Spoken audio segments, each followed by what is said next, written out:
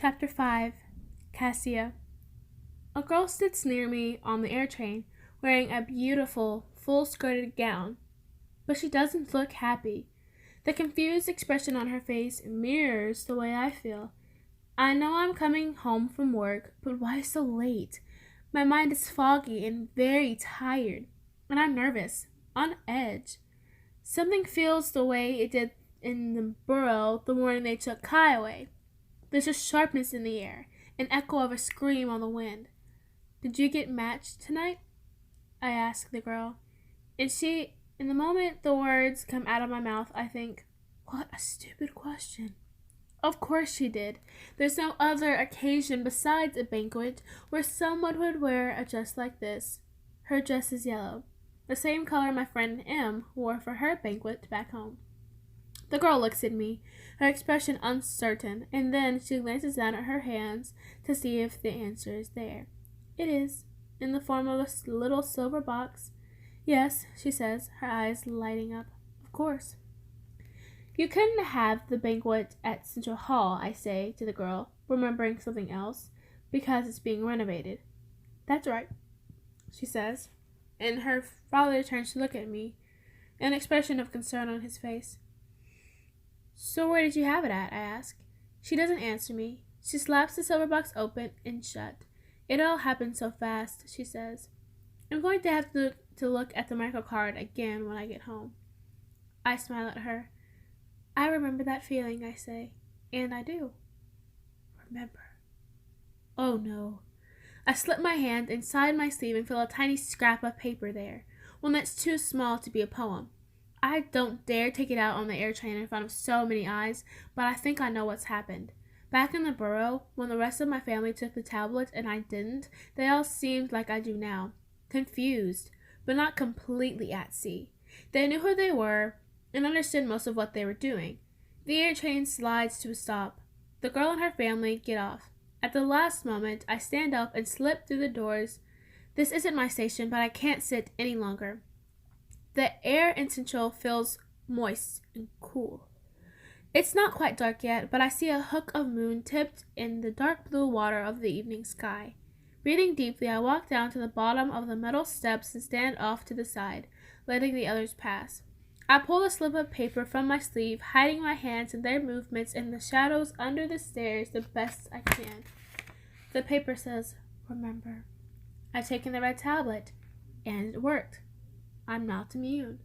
Some part of me, some hope and belief in what I am dissolves and disappears. No, I whisper. This can't be true. I am immune. I have to be. Deep down, I believed in my immunity. I thought I would be like Kai, like Xander and Indy. After all, I have conquered the other 2 tablets. I walked through the blue and the carving, even though it was supposed to stop me cold, and I've never once taken the green. The sorting part of my mind tells me, you were wrong. You are not immune. Now you know. If I'm not immune, then why do I have forgotten? Lost forever. My mouth tastes like tears. I run my tongue over my mouth, feeling to see if there's any trace of tablet left. Calm down. Think of what I remember. My most recent memory before the air train is of leaving the sorting center. But why was I there so late? I shift and feel something under my plain clothes, something besides the poems.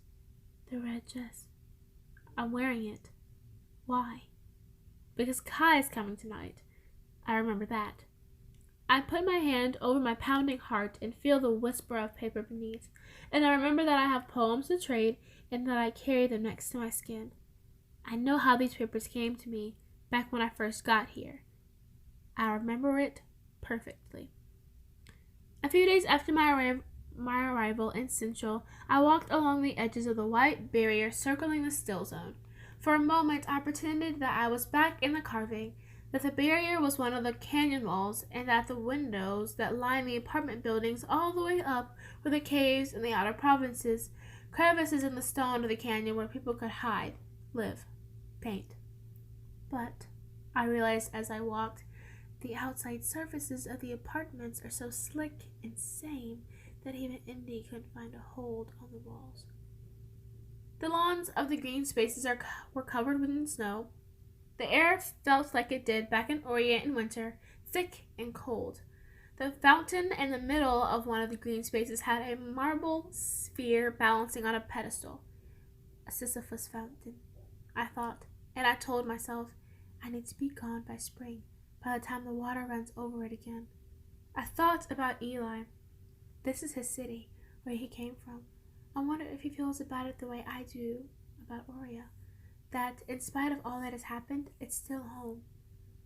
I remember watching Eli go toward the mountains with Hunter, the two of them hoping to find the farmers who had avoided the society for so long. I wondered if the barricade was up when he lived here, and I missed him almost as much as I missed Bram. The branches above me were dry, dead, their fingers unleaved and bare. I reached up and snapped one down. I listened. For a moment, for some sound of life in that quiet circle. But there were no sounds, really, beyond the ones that can't be stilled, like wind and trees. But I realized that told me nothing. In this society, we don't call out beyond our own bodies, the walls of our rooms. When we scream, it is only in the world of our own dreams, and I have never been sure who hears. I glanced over to make sure that no one was watching, and then I bent down, and in the snow near the hall I wrote an E for Eli's name. When I finished, I wanted more. These branches will be my bones, I thought, and the paper will be my heart and skin, the places that I feel everything. I broke more branches into pieces, a shin bone, a thigh bone, arm bones. They had to be in segments so they would move when I did. I slid them up into the legs of my plainclothes and down into my sleeves. Then I stood up to move.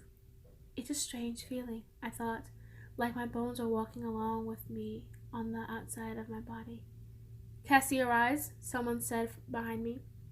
I turned around in surprise. A woman looked back at me, her features unremarkable. She wore a standard issue gray coat, like mine, and her hair and eyes were brown or gray. It was hard to say. She looked cold. I couldn't tell how long she'd been watching me. I have something that belongs to you, she said.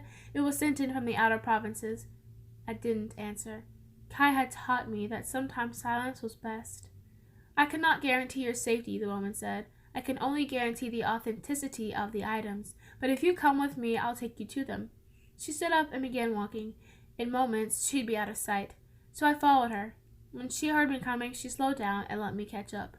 We walked, not speaking, along streets and past buildings, beyond the edges of the pools of light from the street lamps, and then to a snarled wire fence enclosing an enormous grassy field pitted with rubble. Ghostly white plastic coverings on the ground billowed and breathed in and out with the passing breeze. She ducked through a gap in the fence, and I did too. Stay close, she said. This field is an old restoration site. There are holes everywhere. As I followed her, I realized with excitement where I must be going, to the archivist's real hiding place, not the museum where they did superficial surface trading. I was going to the place where the archivists must store things, where they themselves went to exchange poems and papers and information and who knew what else. As I skirted the holes in the ground and listened to the wind rustle the plastic coverings, I knew that I should be afraid. And somewhere, deep inside, I was. You're going to have to wear this, the woman said. Once we were in the middle of the field. She pulled out a dark piece of fabric. I need to tie it over your eyes. I cannot guarantee your safety. All right, I said, and turned my back to her. When she was finished tying the cloth, she held me by the shoulders. I'm going to spin you around, she said. A little laugh escaped me. I couldn't help it. Like a game from first school, I said, remembering when we covered our eyes with our hands and played children's games on the lawns of the borough during leisure hours. A bit like that, she agreed, and then she spun me, and the world whirled around me, dark and chill and whispering. I thought of Kai's compass then, with its arrow that could always tell you where north was, no matter how often you turned, and I felt the familiar sharp pain that I always had when I thought of the compass, and how I traded his gift away. You're very trusting, she said. I didn't answer. Back in Oria, Kai had told me that archivists were no better or worse than anyone else, so I wasn't certain I could trust her, but I felt that I had to take the risk. She held my arm and I walked with her, lifting my feet awkwardly, trying not to step on anything. The ground felt cold and hard under my feet, but every now and then I felt the give of grass, something that had once been growing. She stopped, and I heard the rasp of her pulling something away. Plastic, I thought. That white sheet covering the remains of buildings. It's underground, she said. We'll go down a set of stairs, and then we'll reach a long hallway. Go very slowly. I waited, but she didn't move. You first, she said. I put my hands up to the walls, which were close and tight, and felt old bricks covered in moss. I scuffed my foot forward and took one step down. How will I know when I've reached the end? I asked her. And the words and the way I used them made me think of the poem from the carving. The one I loved the best of those I found in the farmer's library cave. The one that always seemed to speak of my journey to Kai. I did not reach thee, but my feet slipped nearer every day. 3 rivers and a hill to cross, 1 desert and a sea. I shall not count the journey one when I am telling thee. When I reached the last step, my foot slipped, just like in the poem. Keep going, she said from behind me. Use the walls to guide you. I dragged my right hand along the bricks while dirt crumbled among my fingers, and after a time I felt the walls open up into the space of a large room beyond. My feet echoed along the ground, and I heard different sounds, feet shifting, people breathing. I knew we were not alone. This way, the woman said, and she took my arm to guide me. We moved away from the sounds of others.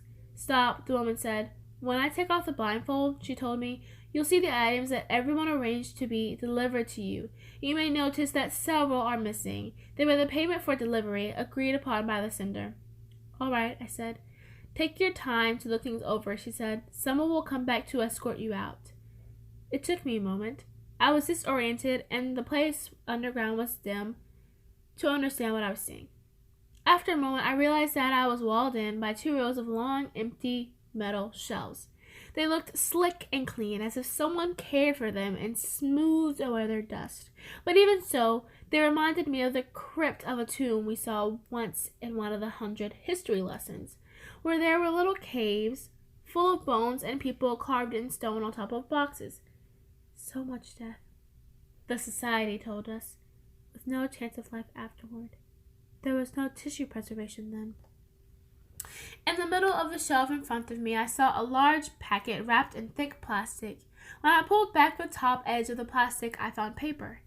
The pages I brought out of the carving. The smell of water and dust, sandstone, seemed to come up from the paper. Kai, he managed to send them to me. I put my hands flat on the paper, breathing in, holding on. He touched these too. In my mind, a stream ran, and snow fell, and we said goodbye on the bank, and I took the water, and he ran alongside it, bringing these words the length of the river. I turned through the papers, looking at each page, and in that cold metal aisle, alone, I wanted him. I wanted his hands at my back and his lips seeking poems on mine, and our journey to each other to be completed, the miles between us consumed, and all distance closed. A figure appeared at the end of the shelves. I held the papers against my chest and backed up a few steps. Is everything all right? Someone asked. And I realized it was the same woman who had brought me. She came closer, the yellow-white circle of her flashlight directed down at my feet and not at my face to blind me. Have you had enough time to look? Everything appears to be here, I said, except for 3 poems, which I assume are the price you mentioned for the trade. Yes, she said, if that's all you need, then you can go. Come out of the shelves and cross the room. There's only one door. Take the stairs back out. No blindfold this time? But then I'll know where we are, I said. I'll know how to come back. She smiled. Exactly. Her gaze lingered on the papers. You can trade here, if you like. No need to go to the museum with a cache like that. Will I be an archivist then? I asked. No, she said. You'd be a trader. For a moment I thought she meant traitor, which of course I was to the society, but then she went on. Archivists work with traders, but archivists are different. We've had specific training, and we can recognize forgeries that the average trader would never notice. She paused, and I nodded to show I understood the importance of what she was saying. If you bargain with a trader alone, you have no guarantee of authenticity. Archivists are the only ones with adequate knowledge and resources to ascertain whether or not information or articles are genuine. Some say the faction of archivists is older than the society. She glanced down at the pages in my hands and then back up at me. Sometimes a trade comes through with items worth noting, she said. Your papers, for example. You can trade them one at a time if you like, but they will have more value as a group. The larger the collection, the higher price you can get. And if we see potential in you, you may be allowed to broker others' trades on our behalf and collect part of the fee. Thank you, I said. Then, thinking of the words of the Thomas poem, which Kai always thought I might be able to trade, I asked, what about poems that are remembered? You mean poems with no paper document to back them up? She asked. Yes. There was a time when we would accept those, though the value was less, she said. That is no longer the case. I should have assumed as much from the way the archivist and Tana reacted when I tried to trade with the Tennyson poem. But I thought that the Thomas poem, unknown to anyone except Kai and me, might have been an exception. Still, I had a wealth of possibility, thanks to Kai. You can store your items here, the archivist said. The fee is minimal. Instinctively, I drew back. No, I told her. I'll find somewhere else. She raised her eyebrows at me. Are you certain you have a secure place? She asked, and I thought of the cave where the pages had been saved for so long, and the compact where grandfather kept the first poems hidden for years, and I knew where I'd hide my papers. I've buried words and burned them, I thought, but I haven't tried the water yet. In a way, I think it was Indy who gave me the idea of where to hide the papers. She always talked about the ocean, and even more than that, it might have been her odd, oblique manner of thinking. The way she looked at things sideways, upside down, instead of straight on, seeing truth from unexpected and awkward angles. I want to trade for something right away tonight, I told the archivist, and she looked disappointed, as though I were a child who was about to spend all these fragile, beautiful words on something shiny and false. What do you need? She asked. A box, I said, one that fire can't burn and that won't let in water or air or earth. Can you find something like that? Her face changed a little, became more approving. Of course, she said. Wait here. It won't take me long. She vanished again along the shelves. That was our first trade. Later, I discovered the woman's identity and later learned that she was the head archivist in Central City, the person who oversees and directs the trades but doesn't often execute them herself. But from the beginning, she's taken a special interest in the pages Kai sent me. I've always worked with her since. When I climbed out from underground that night, clutching the box full of papers in my chilled hands, I paused for a moment at the edge of the field. It was silver grass and gray and black rubble. It could make out the shape of the white plastic that covered the other excavations, protecting them from a restoration interrupted and not yet resumed. I wondered what that place used to be and why the society decided to abandon any attempts at bringing it back. And then what happened next? I asked myself. Where did I put the pages after I took them from the archivist's hiding place? For a moment, the memory tries to slip away like a silvered fish in a stream, but I catch hold of it. I hid the papers in the lake. Even though they told us the lake was dead, I dared to go into it because I saw signs of life. The bank looked like the healthy streams in the carving, not the one where Vic was poisoned. I could see where grass had been, in a place where spring came in and the water was warm. I even saw fish moving slowly, spinning the winter deep below. I crept out through the brush that went up to the edge of the lake, and then I buried the box under the middle pier, under the water and the stones that patterned in the shallow part where the lake touches shore. And then a new memory comes back. The lake. That's where Kai said he'd meet me. Once I reached the lake, I switched on the flashlight I keep hidden in the brush at the edge of the city, where the streets run out and the marsh takes over. I don't think he's here yet. There are always moments of panic when I come back. Will the papers be gone?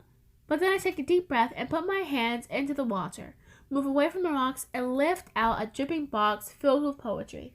When I trade the pages, it's usually to pay for the exchange of messages between Kai and me.